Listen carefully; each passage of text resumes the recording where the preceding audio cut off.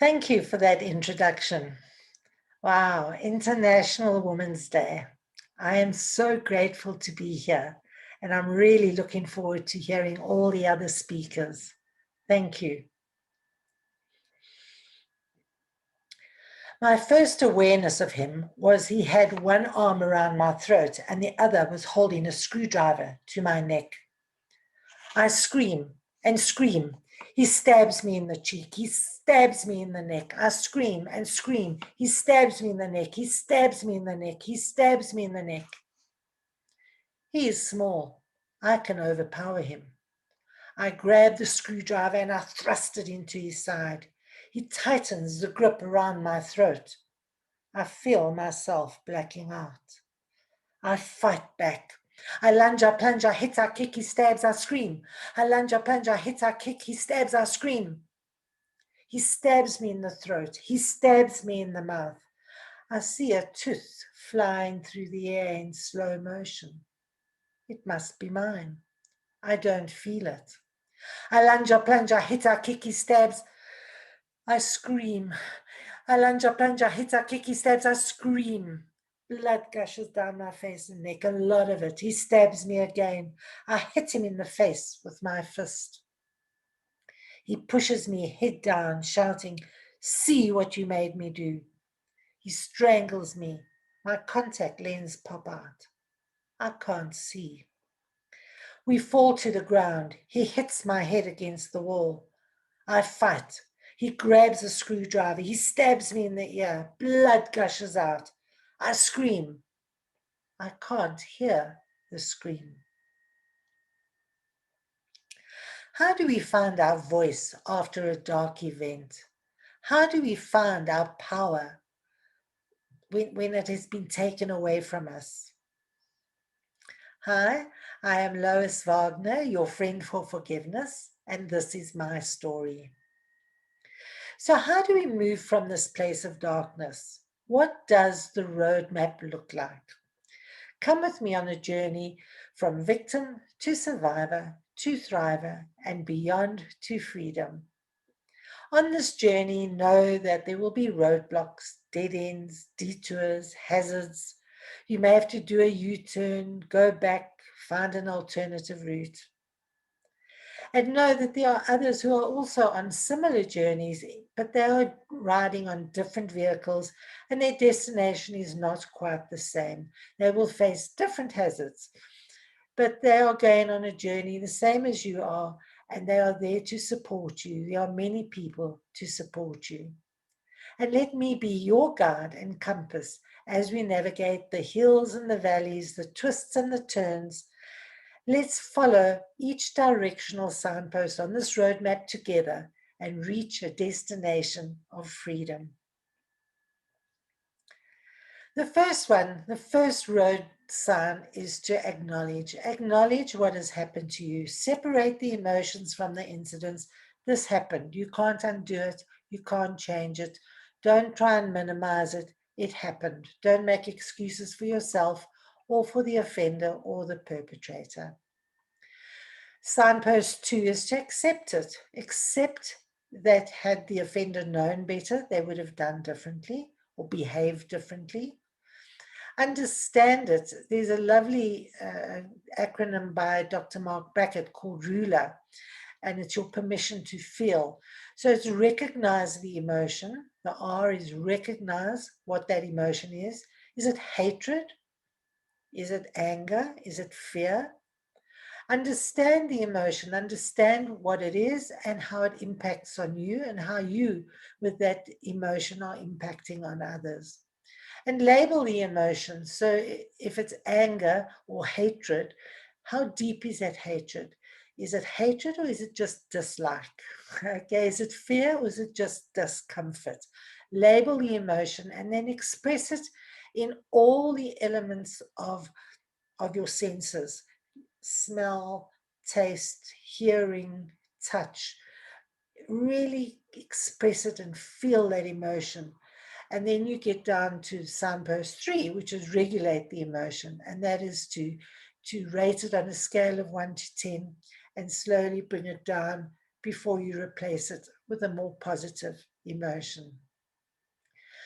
So signpost 3, I recommend is you write down whatever it is that you're experiencing, feeling, seeing, and you can write it as just words, you can write it as a journal, you can write it in a mind map, but write it. It's really very therapeutic to write. Signpost 4 is to talk about it. Talk about it to your therapist, to your family, to your friends. Talk about it to your dog or your cat or to yourself in the mirror, but talk about it. You don't have to go public like I have, but do talk. Again, it is very therapeutic and you are sharing it with the universe, which takes some of the pain away. Signpost 5 is to find new directions, new goals, new aspirations, work towards something new and exciting, and really find a way forward. So you're using resilience to climb out of that victimhood into the survivor mode. Survivor is still a struggle, and the resilience is where you have your determination and your courage to get back to some kind of a meaningful, normal living condition. You dialogue, you debate, you get creative, and you have that courage. And then when you've set those goals and those new aspirations, that is grit. It takes passion and perseverance and persistence in order to move forward to a new reality. You have to drive forward to find a new way of living. And that grit will lead you to become a thriver. And that is when you become empowered and you find some form of success. From there into signpost 6, you develop a growth mindset. What have I learned from this experience? How has it served me or helped me?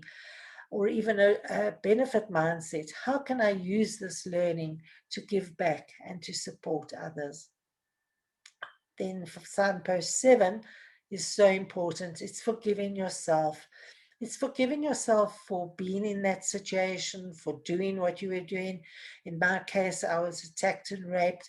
Maybe you had an accident, maybe you lost a job, but it's making sure that you forgive yourself, that it wasn't your fault, that, and whatever you did, if you were wearing some seductive clothing that caused somebody to attack you or encouraged somebody to attack you, if you were driving too fast that caused the accident, if you shouted at the boss that caused you to lose your job, forgive yourself for that action. At the time, you did the best that you knew how to do or what to do. So forgive yourself also for your emotions, the anger, the hatred.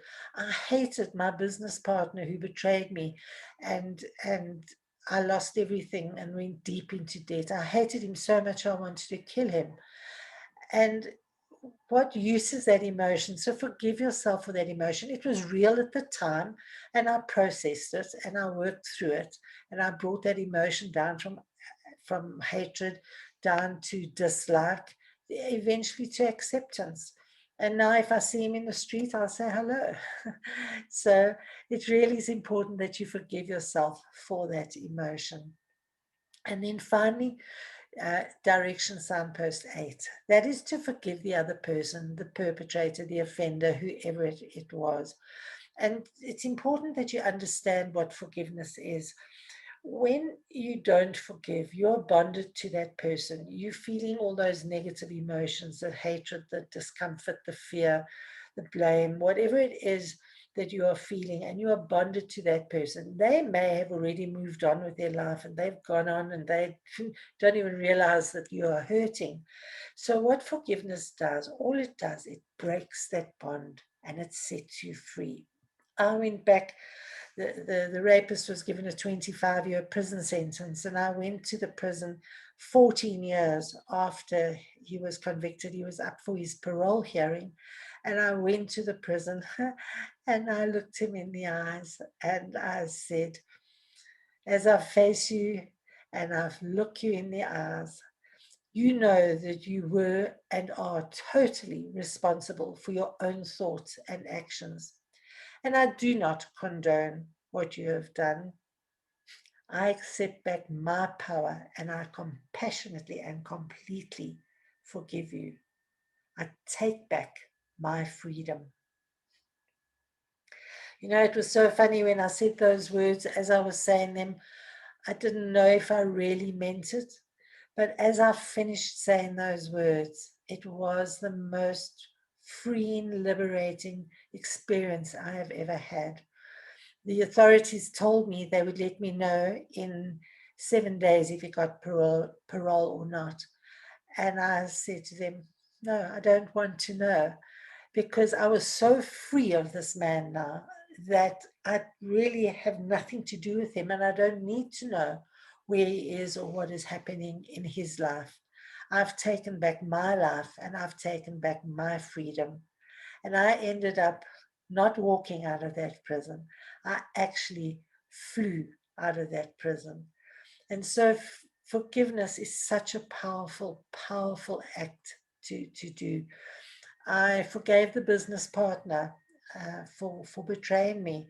I forgave many people for what they've done over the years, small, large, insignificant, major. Forgiveness is the one step that can lead you to full freedom. So, to all the women out there, I wish you a fabulous Women's Day, and not only a Women's Day, a Women's Year all around the world. I want you to find what I found, find that forgiveness, and I want you to be able to fly free. And if you need support on flying free, you can visit my website, Walking Without Skin, where there is a free forgiveness checklist that you can get to help you on your road to freedom. So thank you. Have a fabulous, free International Women's Day.